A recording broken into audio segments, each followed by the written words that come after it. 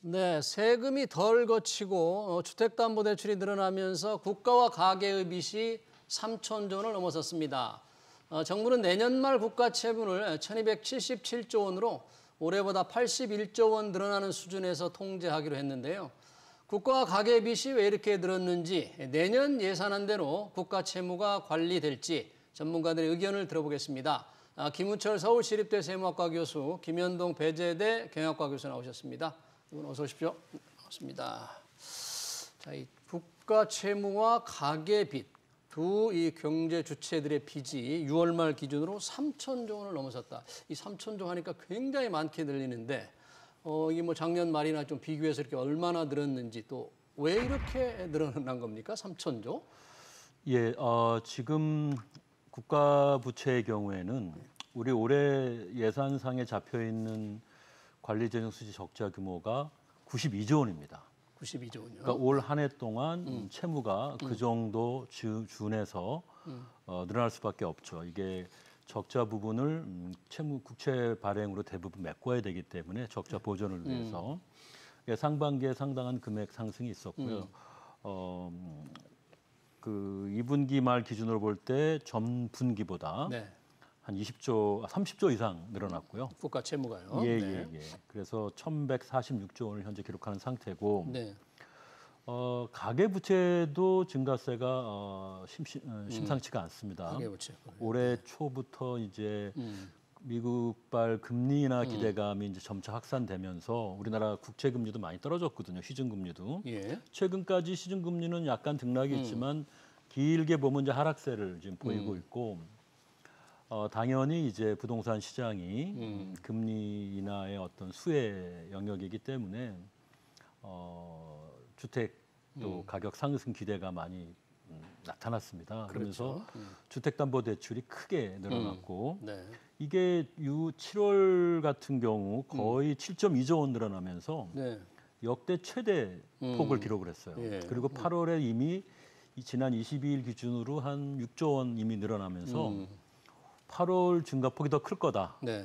근데 이제 정부가 현재 여러 가지 대출 억제 제한 정책을 펴고 있기 때문에 예. 9월부터는 좀 꺾이지 않을까 기대는 하고 있는데 초미의 관심사입니다. 그래서 가계 부채도 이제 빨리 지금 늘어나고 있고, 예. 국가 채무는 지속적인 지금 재정 적자 대규모 재정 적자의 고착화로 증가세를 빨리 우리가 꺾어야 되는데 이것도 지금 과제로 남고, 그러네요. 두 가지 부채가 모두 과제를 주고 있습니다. 예, 국가 채무 지금 적자 상태가 계속 지속되고 있고, 특히 가계빚은 주담대 때문에 요즘 급증하고 있어서 저희도 몇 차례 그 문제를 다뤄봤는데, 이제 국가 채무로 조금 한번 좁혀서 얘기를 좀 해볼까요? 국가 채무 이 정도 늘어나는 수준이라면 뭐 연말 이제 전체적으로 봐야 되겠지만 현재 상황을 어떻게 좀 위험하다, 이거 빨리 어떻게 지금 관리를 해야 된다, 이런 정도로 봐야 됩니까? 어떻게 평가를 해야 됩니까? 이 정도 수준이라면. 사실 이제 국가 채무라는 것은 중앙 정부가 진 빚이랑 그다음에 이제 지방 정부가 부담하고 있는 채무까지 합쳐서 이제 보통 이야기를 하는데, 예. 지금 우리나라 국가 채무 같은 경우에는 이제 작년 말 기준으로 봤을 때 한 1,120조 원 정도 됩니다. 그러면 예. 이제 GDP 대비해서 한 50.4% 수준이 나옵니다. 근데 이제 국가 채무라는 게 좀 여러 가지 지표를 통해 가지고 국제 간 비교도 좀 있기 때문에 약간 데이터가 어떤 걸 쓰냐 좀 다를 수는 있는데요. 아무튼 이제 이런 수치를 좀 놓고 봤을 때는 이제 현재 상황에서 좀 객관적으로는 뭐 아주 뭐 위기 사항이다, 뭐 시급한 사항이다라고 이렇게 평가할 수는 없습니다. 아직은. 예. 네, 그래서 이제 국제 뭐 비교를 통해서 봤을 때는 우리나라가 아직까지는 국가 채무 비율이 뭐 D2라는 그 뭐 이제 지표를 많이 쓰는데, 그거로 비교했을 때도 그렇게 높은 편은 아니고요. 근데 저는 이제 여기서 조금 주의 깊게 우리가 봐야 될 것이 바로 뭔가 하면 그 어떤 트렌드, 추세라든지 그다음에 이제 국가 채무가 발생하게 된 그 원인이 정책적인 어떤 잘못된 부분이 실패라든지 이런 부분들을 저는 좀 볼 필요가 있다라고 생각을 합니다. 정책 실패에서 생기지 않았나? 혹시 그렇게 보시는 어떤 부분을 실패한 지금 부분이? 일단 첫 번째가 이제 우리가 국가 채무라는 게 우리가 지금 보면 2010년대 같은 경우에는 보통 우리가 한 30%대를 좀 유지하면서 행보를 했었습니다. 2010년대. 그러다가 코로나 들어오면서 2020년, 21년 이렇게 해서 앞에 숫자가 바뀝니다. 46%, 49% 이제 GDP 대비 제가 말씀을 드리는 거고요. 그래서 이제 급격하게 증가를 했는데, 이게 물론 이제 비상 상황을 끝물이다 보니까 우리가 아무래도 이제 그 영향 여파도 있다라고 고려할 수는 있지만 지금 같은 경우에 우리가 50%대를 지금 또 넘어서고 있는 거고 예. 그렇다면 지금 좀 국가 채무의 어떤 증가 비율 측면에서 좀 봤을 때는 우리가 주의 깊게 좀 관리를 해야 된다라는 게 첫 번째 포인트고요. 예. 두 번째가 이제 말하지 않을 수밖에 없는 게 뭔가 하면 이 국가 채무라는 건 결과적으로 뭔가 하면 국가가 지금 세입과 예. 세출의 어떤 차, 총수입과 총지출의 차에서 네. 지금 발생을 하는 건데 작년에 뭐 너무나도 잘 아시다시피 지금 대규모 전대미문의 세수 결손이 있었지 네. 않습니까? 그래서 56조 4천억이라는 세수 결손이 있었고 그다음에 지금 올해 같은 경우에도 그러면 작년만 뭐 이례적으로 잠시 일어나고 말았냐? 그게 아니라 지금 올해 같은 경우에도 지금 세수 진도율이 굉장히 안 좋습니다. 세금이 잘 거치지 않는다는 거치고 거죠. 있지 않고 있죠. 그래서 지금 뭐 뭐 상반기에는 지금 뭐 정부에서 나왔던 이야기 중에 하나가 뭐 올해 세수 결손이 한 9조 원대다 이런 이야기가 있었지만 제가 상반기에도 최소 한 30조 원이다라고 얘기를 했었는데 예. 오늘 보니까 이제 국회 예산정책처에서 올해 이제 그 세수 결손 규모를 한 30조 원으로 지금 보는 30조. 그런 이제 보고서도 나왔고 예. 만약에 작년에 최종체 우리 세수 진도를 만약에 적용한다라고 봤을 때 저는 최대 한 51조 가량 또 세수 결손은 우리가 이론적으로 생각했을 때 발생할 수도 수 있다. 있다. 그래서 한 30조에서 한 40조 사이 예. 정말 상황이 안 좋다면 51조까지 결국 그렇게 돼버리면 이제 또 국가 채무를 올릴 수 있는 그런 문제가 발생할 수 있다라는 것이 바로 두 번째 포인트입니다. 그러네요. 네. 세수 결손이 지금 작년에도 한 50조 넘었고 올해도 좀 많이 늘어날 걸 우려하고 있는데 그러면 국가 채무가 더 늘어날 수밖에 없다. 그런 걱정을 하시네요. 네, 국가 채무 절대적 수준은 뭐 우리가 지금 50% 정도였는데 이제 6월에 새로운 GDP가 나오면서 GDP 기준으로 예, 50%였는데 40% 후반으로 이제 더 낮춰졌습니다. 기준이 바뀌었어요? 예, GDP? 예, 앞으로는 이제 새로운 기준을 따라가야 되기 때문에 대외적인 신용도를 위해서 신계열 GDP에 의해서 비록 그 분모가 커져서 비율이 네. 떨어진 거긴 하지만 다행스러운 일로 현재 보고 있고요. 우리 감당할 수 있는 경제 규모가 이제 커진 거니까 이건 뭐 긍정적으로 봐도 된다 이렇게 생각합니다. 네. 근데 문제는 네. 지금은 이렇게 낮은데 40% 후반대로 속도가 2000년 초반 이후로 너무 빠르다는 거죠. 네. 부채 증가율이. 음.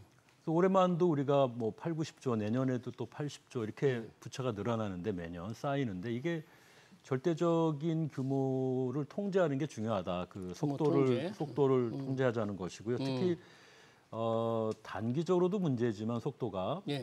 중장기적으로 보면은 뭐 고령화나 복지 수요 증가, 저성장 등등으로 인해서 국가 부채의 지금보다 더 빠른 증가가 불가피합니다. 그래서 우리가 미래 대비하자면 안 된다 이렇게 얘기하는 거고 예. 이런 증세를 그러면 상당 부분 해야만 상환을 할 수 있는 건데 줄이고 그렇기 때문에 경제에 미치는 뭐 악영향은 상당하죠. 그래서 그런 거 주의해야 하고 또 너무 부채 비율이 높아져서 60% 넘고 80% 이렇게 가면 우리 그 아직은 소규모 개방 경제 국가고 신흥국적인 그런 성격도 일부 있기 때문에 국가 신용도에도 신용도에, 악영향이 될 수 있습니다. 좀 위험을 조심해야 하고 또 도덕적인 관점에서 볼 때 네. 지금의 국가 부채 증가 요인이 주로 저와 같은 장년 또는 이제 노년 네. 되시는 분들이 이제 주로 지출을 많이 쓰게 될 테니까 이분들이 부채를 늘리고 갚는 거는 지금 아무 죄가 없는 미래 청년 세대가 갚아야 한다면 이건 세대 간 또 네. 갈등이 나올 겁니다. 그래서 그러네요. 이제 국가 부채 문제는 아무리 강조해도 중요한 상관없다고 보고요. 예. 한 가지 제가 우리 김 교수님 말씀 뭐 충분히 예. 존중은 합니다만 국가 부채가 어느 시기에 늘었는지는 조금 더 유념을 하셔야 될 것 같습니다. 이번 정부보다는 지난 정부의 증가폭이 훨씬 컸다는 점을 우리가 그게 예. 이 국가 채무와 가계수익이 3,000조 늘었다 그러니까 네네. 그 대통령실에서 그런 그 이번 정부에서 코멘트를 물론 는 것도 했더라고요. 있습니다. 이번 정부에서도 적자가 네. 그렇게 아주 많이 줄이진 못했기 때문에 그러나 이제 대부분의 국가 부채 최근 5년 동안 늘어난 게 아주 폭발적이었는데 뭐 어느 정부의 뭐 책임냐를 떠나서 이게 이번 정부에 집중된 게 아니고 지난 정부에 특히 더 많았다는 점이 객관적인 평가고 예. 그다음에 지금 감세 뭐 세입 결손 얘기하셨는데 올해 세입 결손은 두고는 봐야 될 것 같습니다. 세입 결세수가 저는 줄어드는 게 지금 전년 대비 다소 이제 덜 거치고 있는데요. 한 예. 9조 원 정도. 지금 하반기 경제 회복 속도도 있고 네. 또 특히 법인세 부분의 올해 실적이 수출 기업 중심으로 상당하기 때문에 올해 세수에도 일부 긍정적인 영향을 줄 수 있다. 이건 기다려 봐야 됩니다. 올해 기업 실적이 좋아지면 다음 달이면 이제 결과가 나오니까 예. 그러나 이제 40조는 제가 볼 때는 좀 과도하고 세수 결손 예, 예상 규모가 10조를 넘어설 거냐, 10조로 안쪽으로 들어올 거냐를 저는 기준으로 보고 있습니다. 그래요? 올해 20조까지는 안 갈 것이다. 네, 그러면 여튼 뭐 이게 좀 재정 적자가 고착화되고 올해 세수 결손도 이제 두 분의 해석이 조금은 다르지만 10조, 뭐 30조 이런 이제 예상을 하고 있는데 이렇게 세수가 결손이 되는 상황에서 과연 지금 윤석열 정부가 추진하는 감세 정책이라고 할까요? 세제 완화, 종합부동산세도 조금 완화하겠다는 기본 방침이죠. 상속세도 좀 완화하겠다는 기본 방침을 밝혔고 이런 걸 어떻게 해야 될까요? 이게 필요하다고 봐야 됩니까? 아니면 세금을 더 걷는 노력을 좀 해야 될까요? 재정 운영에 있어서의 어떤 책임성을 만약에 가진다면, 그러니까 우리가 이제 두 가지 방법이 있습니다. 재정 수지를 맞추기 위한 방법은 수입을 늘리거나 아니면 지출을 줄이거나 아니면 두 가지를 다 하면 되겠죠. 네. 근데 이제 지출이라는 것은 사실 이제 나라 살림을 해본 사람들은 알겠지만 획기적으로 줄일 수가 없습니다. 지금 내년 예산안아만 이야기를 좀 하실 것 같은데 예산안 같은 경우에도 우리가 어쨌든 뭐 물가 상승률이라는 것도 있긴 있습니다만 기본적으로 이게 줄이기가 굉장히 힘들어요. 왜냐하면 우리가 이제 재량 지출과 그 의무 지출이라는 게 있는데 의무 지출 같은 경우는 반드시 지출을 해야 됩니다. 법에서 그렇죠. 정해져 있기 때문에. 근데 그게 지금 한 50.4%인가 제 기억성은 아마 그 정도 되는 걸로 알고 있고요. 재량 지출도 사실 그렇게 손대기가 굉장히 어려운 경직성 성향을 많이 가지고 있습니다. 그래서 정리를 하면 지출 쪽에서 획기적으로 줄이기는 굉장히 쉽지가 않다. 그러면 이제 재정 수지를 우리가 다시 말하면 세수 결손을 안 내게 하기 위해서는 어디를 손봐야 되냐? 그러면 우리가 수입 쪽을 손댈 수밖에 없다라는 지출을 거죠. 많이 줄일 수 없으니까 맞습니다. 수입을 늘려야 된다. 네. 세금을 늘려야 된다는 거죠. 네네. 이게 무슨 감세나 증세라는 것이 이제 일반적으로 우리가 무슨 이념적인 측면에서 또 이야기하시는 분들도 있지만 현실적으로 보면 나라 살림, 국가 재정 운영의 측면에서 기본적으로 수지를 특별한 예외적인 사항이 아니라면 맞추는 것이 맞는 거고 그렇다면 지금 지출은 어쨌든 획기적으로 줄일 수 없다면 수입은 지금 우리가 뭐 늘리거나 현상 유지를 해야 되는데 우리가 작년 같은 경우에 어쨌든 간에 지금 수입이 우리가 감세 2022년도와 2023년도를 통해서 어쨌든 감세 정책이 지금 펼쳐왔기 때문에 그 영향으로 지금 세금이 줄어든 거거든요. 그러면 우리가 그걸 다시 세금을 좀 늘릴 수 있는 부분, 물론 그것을 어떻게 우리가 배분하느냐의 문제는 다시 또 세부적인 부분이긴 합니다만 그 부분을 할 수밖에 없는 거고 제가 한 가지 좀 말씀을 드릴 수밖에 없는 게 법인세 같은 경우에는 올해 지금 세수에 영향을 미치질 않습니다. 왜냐하면 올해 실적에 대해서는 내년에 납부를 합니다. 보통 결산만 시점으로 해서 3개월 종료 후까지 신고 납부가 이루어지기 때문에 올해 실적이 좋아진다 하더라도 그 세수는 내년분에 반영이 되기 때문에 올해 세수 결손에 어떤 영향을 미치는 것은 제한적이고요. 다만 이제 중간 예납세액이라고 해가지고 내년에 낼 거를 미리 좀 땡겨가지고 반년치를 낼 수가 있는데 이게 작년 실적 기준 또는 올해 실적 기준, 작년 납부 기준이죠. 그러니까 기업들이 선택할 수가 있습니다. 그래서 기업들이 대부분 뭔가 하면 세금을 적게 내고 싶어 하기 때문에 올해 실적이 개선되더라도 전년도 납부세 기준으로 해가지고 그거를 내기 때문에 올해 어떤 경제 상황, 그러니까 기업 실적들이 좋아진다라고 호전된다라고 해서 당장에 이제 법인세수에 영향을 미치지는 못하고 물론 그건 시차를 두고 내년에는 영향이 긍정적인 영향을 줄 수는 있겠죠. 그래서 올해 이제 세수 결손을 제가 그렇게 예측했던 것도 이런 어떤 시차 때문에 당장 좀 세수 결손에는 크게 긍정적인 작용을 하기는 힘들다라고 이렇게 좀 말씀드리겠습니다. 네. 법인 기업 실적이 좋아져도 세수는 이제 법인 세수는 내년에 들어오기 때문에 우리 김현동 교수님 이제 세수 결손을 조금 올해 상당히 많이 받고요. 관련해서 이제 뭐 지금 정부가 이게 세법을 바꿔도 다 시행은 또 내년에 되는 거니까 예상한 대로 바꾼다고 하더라도 당장 어떻게 나올지는 좀 지켜봐야 될 거고요. 관련해서 정부가 오늘 이제 예산안을 발표를 했습니다. 내년 예산 규모가 677조 4천억 원이에요. 올해 예산안 대비 한 3.2% 늘리는 거다 해서 정부는 뭐 상당히 고강도 구조조정을 했다. 아까 지출 줄이기 어려웠지만 20조 이상 뭐 상당히 구조조정을 했다고 이렇게 발표를 하고 있고 이걸 나라 살림을 좀 긴축하는 거로 봐야 되는지 아니면 빚이 이렇게 늘어나는데도 조금 그런 강도가 약하다고 봐야 되는지 우선 예산을 전체를 평가를 김초월 교수님 어떻게 하실까요, 이걸? 지금 작년에 대규모 세입 결손이 있어서 저희가 큰 87조 원이나 되는 적자가 있었고요. 올해도 지금 지출이 여전히 커서 세입은 부진하고 그래서 92조 원 적자를 예상하고 있는데 예. 아까 제가 말씀드린 것처럼 대략 10조 원 세입이 빠진다면 네. 거의 100조 원에 근접한 적자가 예상이 됩니다. 그래서 지금 이제 새 정부 들어와서 세 번째 예산이란 말이죠. 예. 어떻게 보면 이제 가장 선거도 없고 예. 가장 이제 건전재정 기조 전환을 이제 강조하셨고 그렇기 때문에 이번에야말로 이제 건전재정의 안착을 고대하고 있었습니다. 예산 오늘 발표된 것을 보면 총량 관점에서 지출 증가율은 뭐 대부분 의무 지출에서 왔기 때문에 법에 의해서 꼭 지불해야 하는 그게 한 5%대였고요. 정부가 이제 정책적인 의지로 조절할 수 있는 재량 지출은 매우 낮은 증가율입니다. 0.8. 그러니까 1%가 안 되는 거죠. 물가 상승률을 빼면 실질로는 약간 감소하는 거죠. 그러니까 정부로서는 최대한 노력을 했다는 데 대해서 저는 뭐 인정을 하고 지출 구조 조정을 네. 상당히 강하게 한 했다고 볼 수 20조, 있다. 24조 원 정도 예년처럼 했는데 예. 사실 뭐 그 내용을 공개를 하지 않으니 이걸 평가가 참 애매합니다. 하지만 지출 구조 조정 어떻게 했는지. 왜냐하면 이제 자연적으로 바뀌는 예산들이 있거든요. 예. 사라져주고 새로 또 들어가고 그런 자연적인 변화까지 구조조정으로 얘기하기는 좀 아니지 않느냐. 그런 것도 좀 있을 거다 이거죠. 저는 있을 거라고 봅니다. 하지만 뭐 중요한 거는 그런 재량 지출을 통해서 알 수 있듯이 예. 매우 이제 마른 수건을 짰다고 해도 무방할 만큼 정부로서는 분명히 노력한 면은 있어요. 네. 그러나 그렇다고 해서 그 지출 증가율을 그러니까 3%대 정도로 낮췄다고 해서 예. 이전 정부보다 훨씬 낮은 증가율이죠. 증가율. 노력한 건 사실이나 그러면 결실을 거두었느냐? 그건 재정 적자를 얼마나 줄였느냐로 봐야 된다. 최종 적자는 예상이 지금 어떻게 해야 되는데요? 지금 작년 87조, 올해 제가 거의 100조 원에 이를 거라고 현재 네. 보고 있는데 예.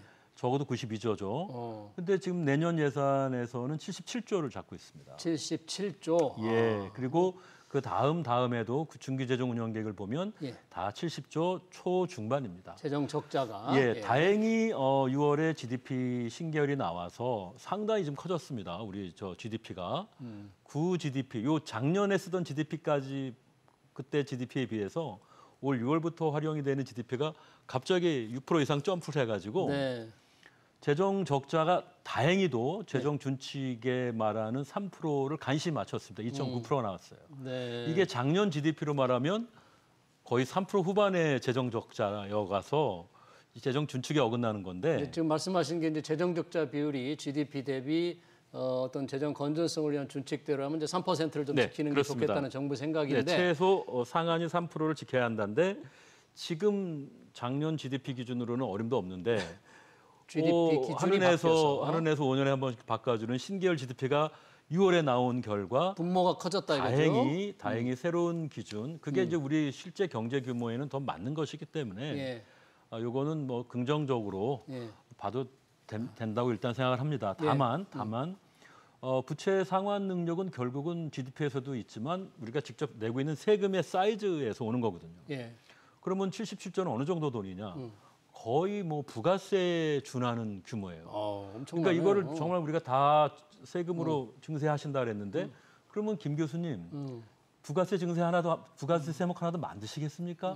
이 적자 사실은 이 적자를 그 증세로 해결한다는 건 그렇게 짧은 시간 안에는 기대하기 힘든 일이고 네. 저는 세입도 확충하고 다만 이제 올해까지는 경기 회복이 진행 중이니까 내년에 이제 아주 순탄하게 전개가 되어서 많은 부분에서 개선이 되면 경제 네. 상황이 내년부터는 제도적으로 세입 확충이나 세입 보강해야 한다고 생각합니다. 예, 저도. 알겠습니다. 그러나 더 우선시돼야 하는 건 지출의 이 절대적 규모를 줄이지 않으면 안 된다. 네. 절대적 70조 원대 적자를 우리가 일상적으로 끌고 가기에는 너무 크다. 우리 부가세 하나를 정도 만들어야만 되는 규모니까 이거는 건전한 재정 상태로 볼 수는 없다. 네.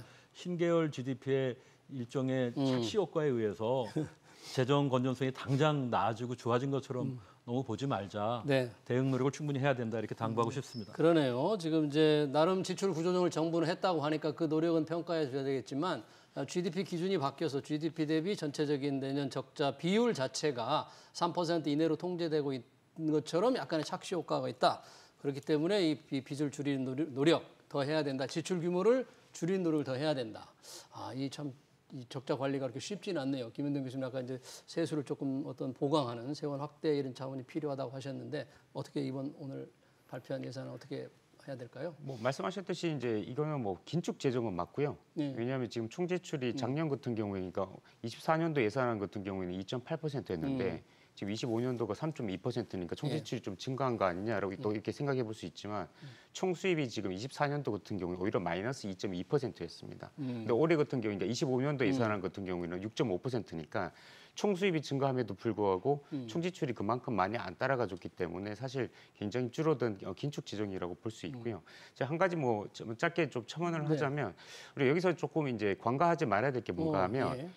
지금 우리가 계속 이제 어떤 수입을 총 수입을 어떤 기분 팩터 그러니까 정해진 그 어떤 상수로 생각해서 거기에 맞춰서 뭐 긴축 재정이라든지 우리가 어떤 뭐 건전 재정이라는 걸 이야기를 하는데 정부라는 것이 기본적으로 왜 있는가 하면 어떻게 보면 정부의 기본적인 역할 재정 역할을 하라라는 것들이 기본적으로 우리가 수요라는 게 있는 거거든요. 예. 그래서 지금 보면 지금 정부에서는 세수를 완전히 저기 어떤 감세 정책을 통해 가지고 세수를 줄여 놓으니까 거기에 맞춰 가지고 지금 재정 지출을 맞추는 그러니까 어떻게 보면 먼저 시작이 지금 재정 수입이 지금 그냥 고정돼 버리니까 거기에 맞춰서 지금 재정 지출을 줄여버리는 그러다 보니까 어떻게 보면 정부가 실제로 적극적인 역할을 해야 되는 부분에 있어서는 지출이 많이 줄어들 수밖에 없는 그러니까 그런 정부가 부작용이 재정의 있다는 거죠. 역할을 좀 더 해서 뭔가 국가 경제 회복을 위한다든지 서민을 돕는다 이런 부분에 좀 돈을 더 쓰려면 세입이 조금 더 늘어나야 되는데 줄어든 세입에서 그걸 쓰질 못한다 그런 얘기네요. 한 가지만 예를 더 말씀을 드리면 지금 보건복지 고용 분야에서 예. 2025년도 예산안이 지금 4.8% 증가를 나왔습니다.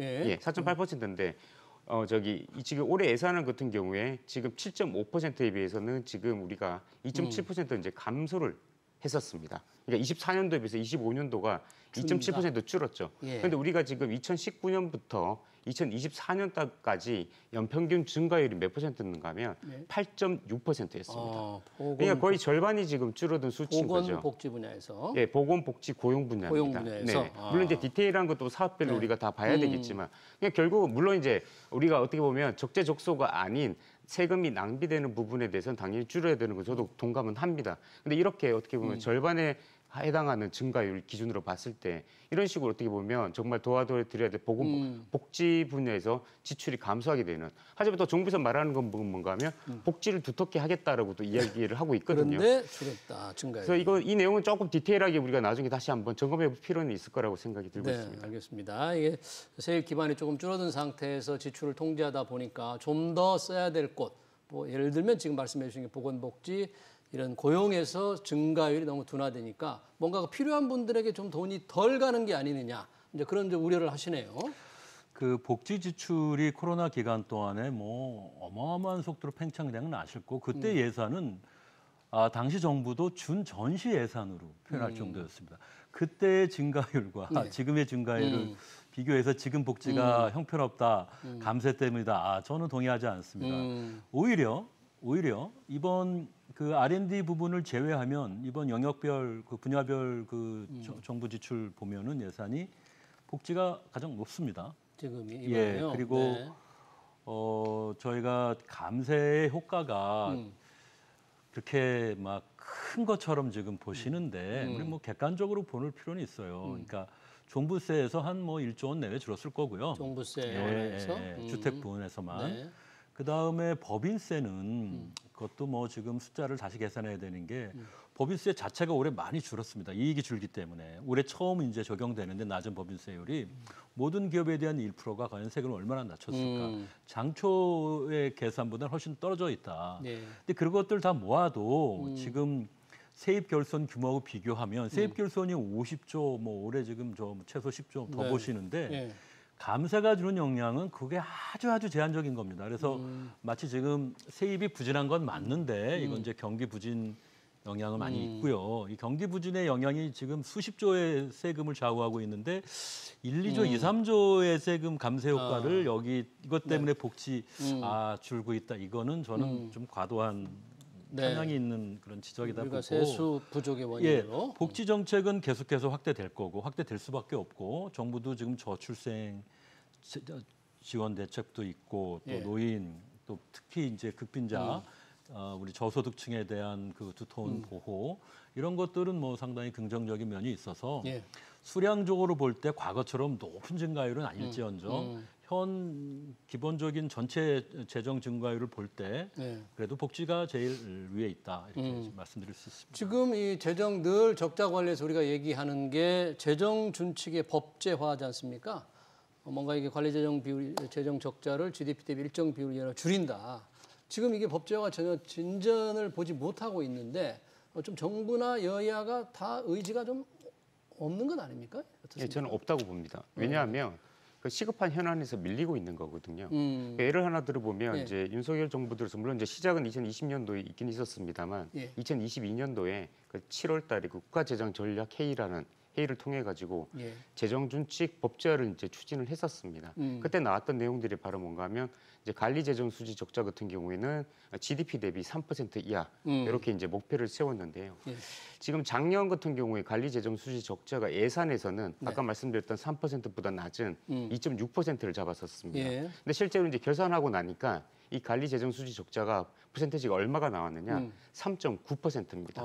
그러니까 사실 이제 이게 무슨 말인가 하면 이 재정 준칙을 우리가 이제 법제화, 그러니까 국가재정법에 네. 법령에 이제 들인다 하더라도 사실 이게 강제할 수 있는 수단이 없습니다. 그러니까 우리가 이제 개인, 그러니까 사인의 어떤 개인에 대한 어떤 처벌하듯이 야, 내가 못 지켰으니까 누군가 책임져라 이게 아니라 어떻게 보면 재정 운영에 있어서의 하나의 가이드라인, 그러니까 선언이다라는 거죠. 그리고 또 이제 우리가 하나 생각해야 될 게 뭔가면 기획재정부가 바로 국관직위로서 실질적으로 이런 재정 준칙에 준하는 그런 예를 들어서 뭐 우리가 재정 지출 같은 것도 각 부처에 내려가 가지고 몇 퍼센트 정도 증가를 갖고 와라. 그다음에 이제 어떻게 보면 세수도 어떻게 관리를 하고 있고. 그러니까 사실상 실질적으로 그런 재정 준칙의 법제가 이루어지지 않더라도 하고 있었기 때문에 사실 지금 또 아까 제가 말씀드렸듯이 국가 채무 비율이라는 게 굉장히 높은 수준도 아니기 때문에 지금 그렇게 현안거리는 아니었기 때문에 이게 법제화가 현실화되지는 않았다라고 저는 이렇게 보고 있습니다. 그러네요. 뭐 시간이 다 됐지만 김은철 교수님이 짧게 볼 때 이 법안이 이제 예산안이 국회에 가면 여야가 늘 협상을 하고 흥정을 하게 되는데 혹시 조금 이게 좀 보완이 됐으면 좋겠다 또는 어떻게 좀 뭐가 좀 필요하다 이런 부분을 한번 짧게 좀 얘기해 주실 분이 있을까요? 네, 여당은 뭐 상당히 이번 회계 꼭 이번 국회 꼭 통과시킨다는 의지를 제가 확인했고요. 네. 소위를 중심으로 지금 특위가 가동되고 있고 야당의 반대가 문제라고는 하나 야당은 소극적인 건 맞지만 지금 타협에 대해서는 열려 있고 지난 회계에서도 사실은 그 법안이 바터가 됐다면 교환이 됐다면 아마 통과됐을 거라고 보는데요. 야당이 우려하는 어떤 탄력적인 경기 대응 또 예외 조항의 어떤 유연한 활용 이런 것들을 충분히 잘 준비해 가면 원만히 타협 가능하고 현재는 뭐 국회 구성되고 상임위나 또 각종 그 당 정당 선거해서 어선했습니다만 곧 이번 가을을 되면 다시 또 관심의 초점으로 되지 않을까 이렇게 기대해 봅니다. 네, 알겠습니다. 국가 채무 가계비 그리고 내년 예산안까지 관련 토론 여기서 마치겠습니다. 김우철 서울시립대 세무학과 교수, 김현동 배재대 경영학과 교수였습니다. 두 분 고맙습니다.